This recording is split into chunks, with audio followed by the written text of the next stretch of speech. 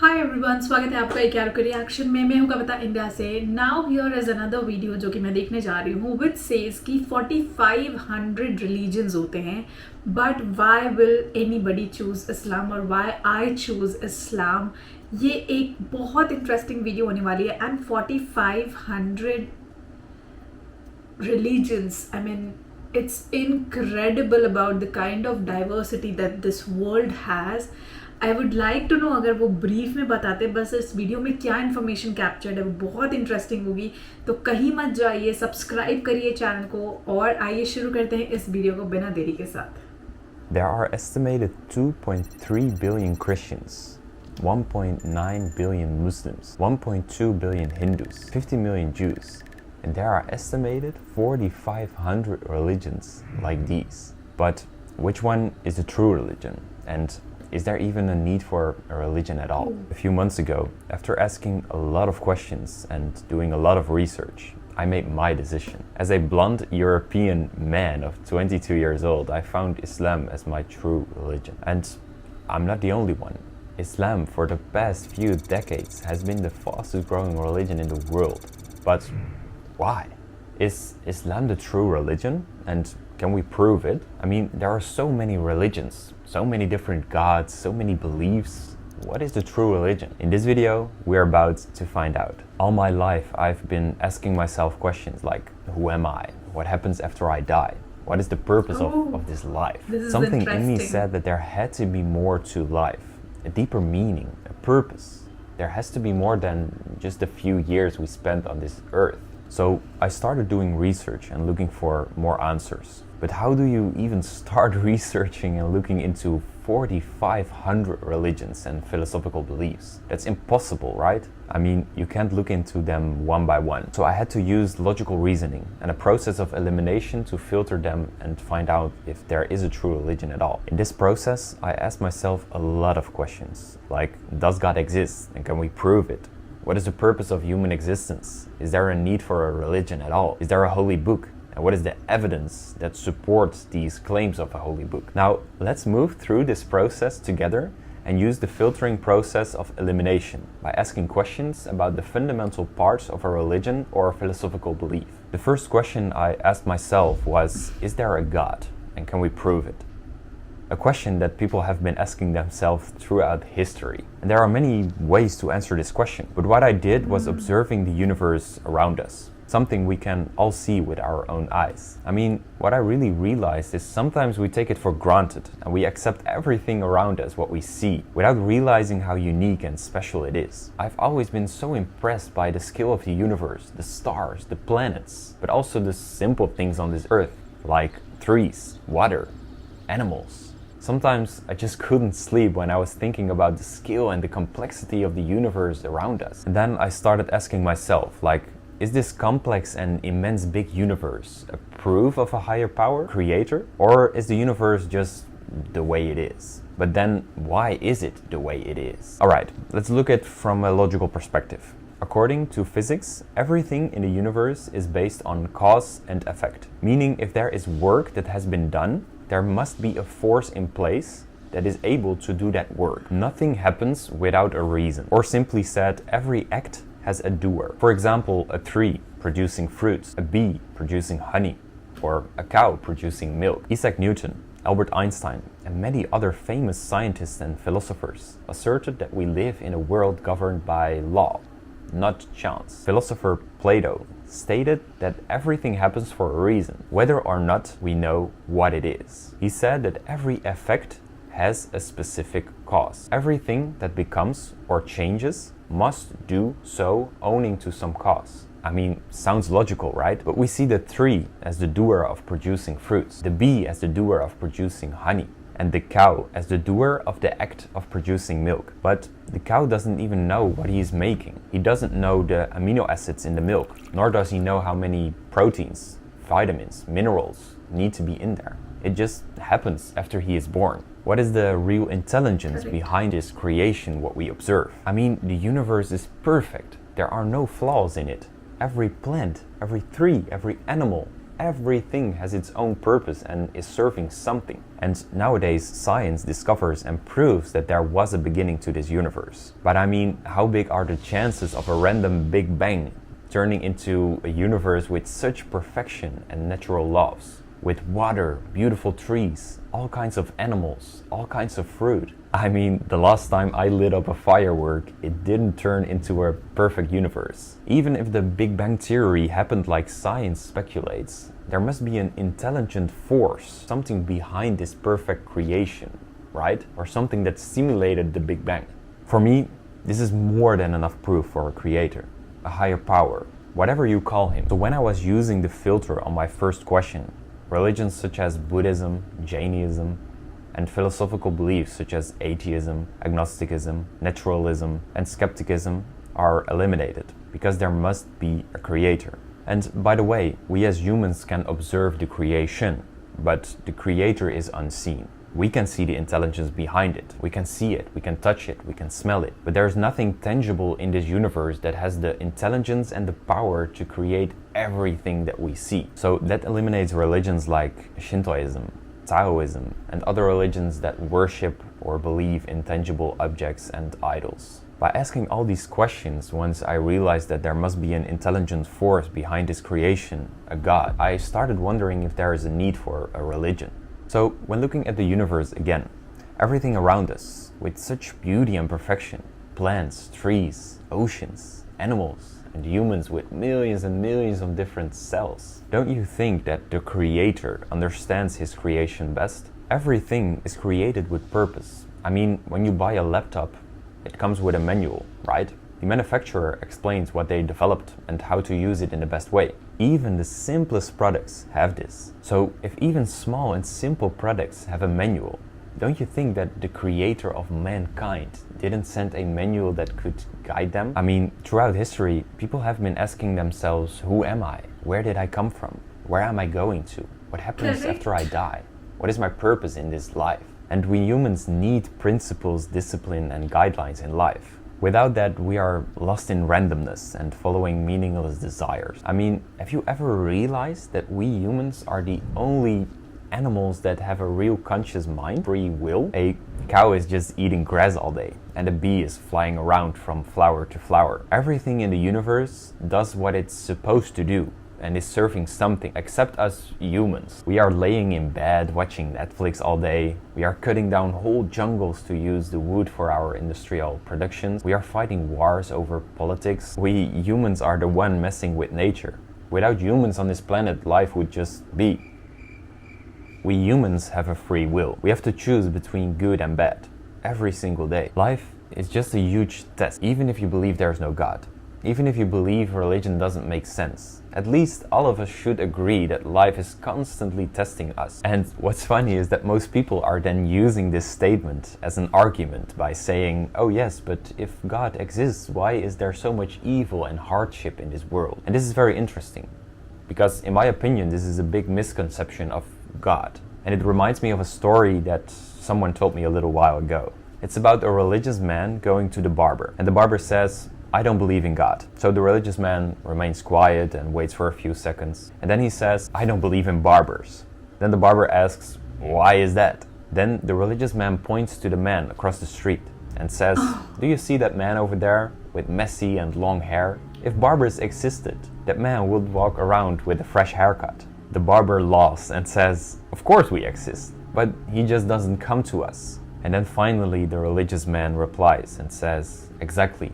God does exist, but people just don't come to him for guidance. And I completely agree. This is how God teaches us, with hardship and free will. If everything goes well all the time, without any hardship, do you think we would really learn something, get stronger, or have empathy and good personality at all? Whatever you call it, we humans need disciplines, principles, and guidelines in this life in order to grow and build towards something. Without them, we are just lost and walk around with not a messy hairstyle, but with a messy life, without purpose and true meaning. Religion simply means way of life, a universal way that explains how we humans should live, treat one another, create purpose, meaning, etc., etc. And we can try to figure out ourselves what works best in life, of course, but then what you're actually saying is that when you buy a laptop, you want it without the manual, and you want to write the manual yourself and figure out how it works, without even understanding what it's made of, which software it uses, and which part it's built of. You will just be guessing what's right and wrong, and everyone will write down something different and probably would disagree on many aspects. And you see this happening in life as well. So many different opinions, so many different things. And a religion provides global principles, disciplines, and guidelines. Strong community that understands each other. It's also why governments create laws with consequences as well, because people will misbehave without them.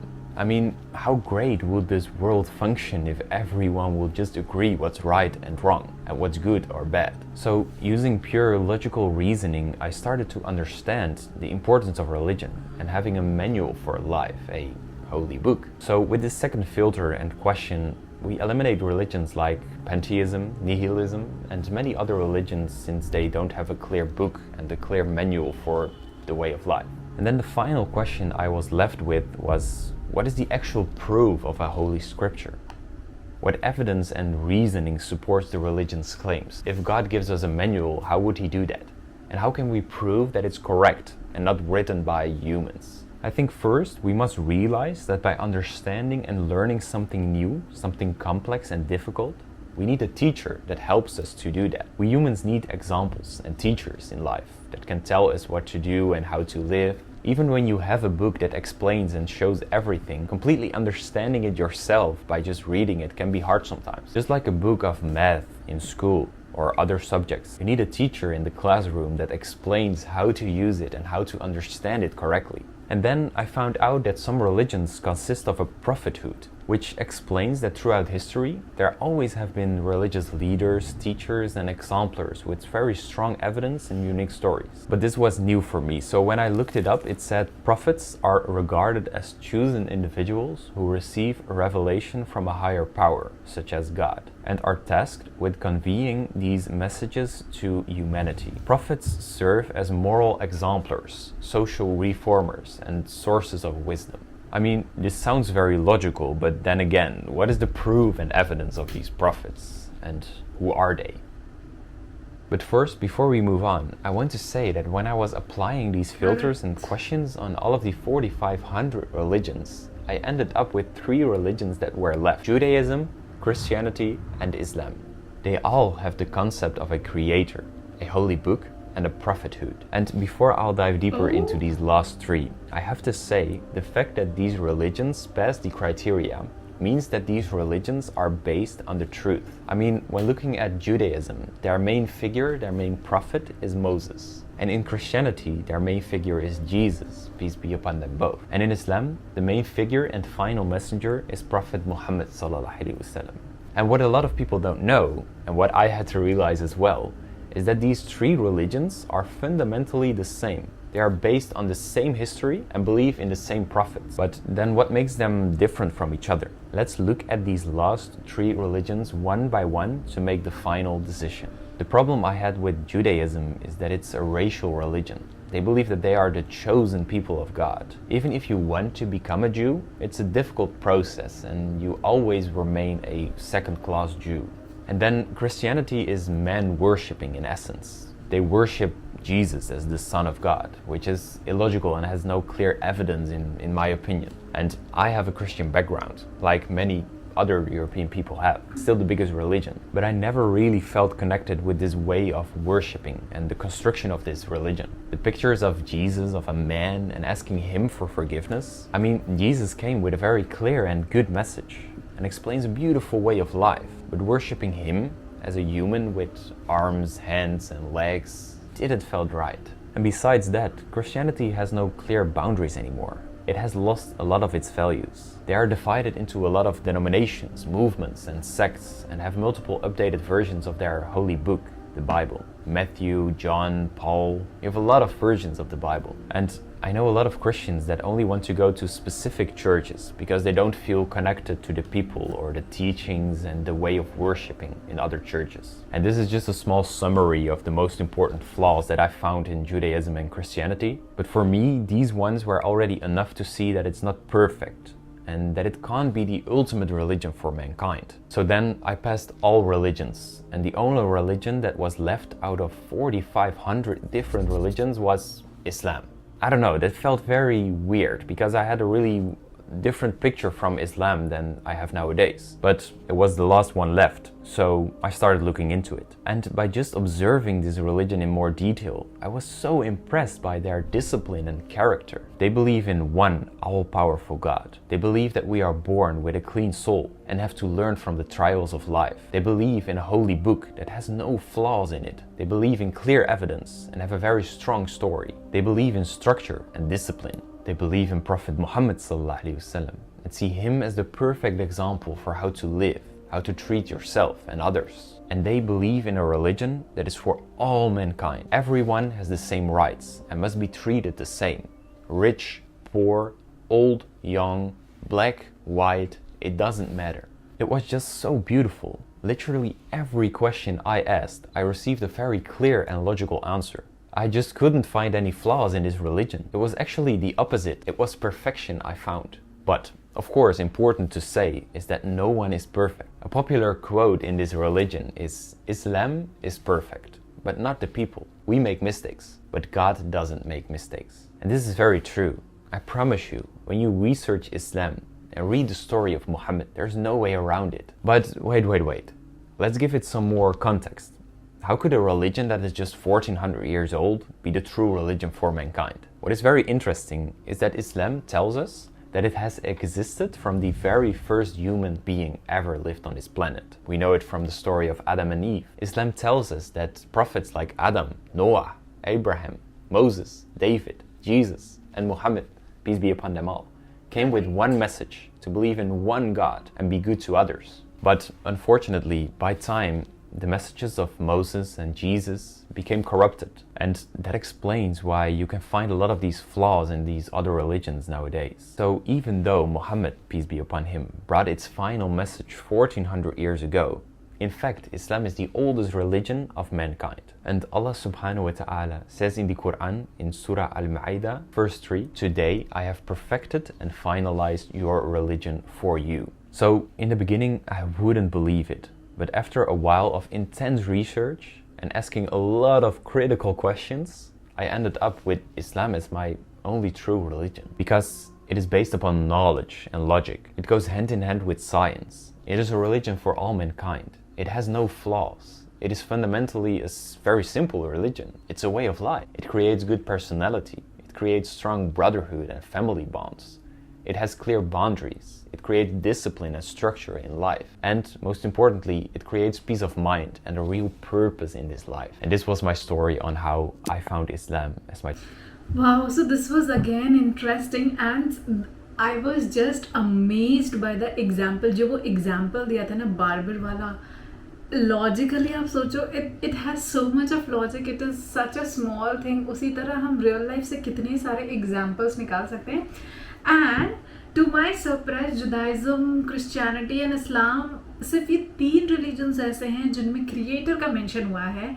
And to know about these prophets more, you should watch series like Prophet Yusuf, जो कि one of the amazing series है prophets को लेके, prophets की journey, prophets की lifestyle और किस तरह prophets जो हैं वो दुनिया में, समाज में लोगों को correct message और अल्लाह पे ईमान लाने का सबब देते हैं. वो सब आपको उसमें देखने को मिलेगा. It's a beautiful series. मैंने already watch करके रखा हुआ है. अगर आपको देखना है और मतलब भी समझना है तो वो मैंने पूरा वीडियो उसका ऑलरेडी अपलोड कर रखा है चैनल पे. आप जाके देख सकते हैं प्रॉफिट यूसुफ की सीरीज़ का reaction. One time watch for must है. तो बहुत बहुत बहुत अमेजिंग ये वीडियो रहा है. बहुत मज़ा आया इसे देख के. So I will see you in the next session, next video, next फरमाइश के साथ मैं आपसे मिलती हूँ. तब तक के लिए जय हिंद, नमस्ते, सत श्री अकाल, बाय बाय.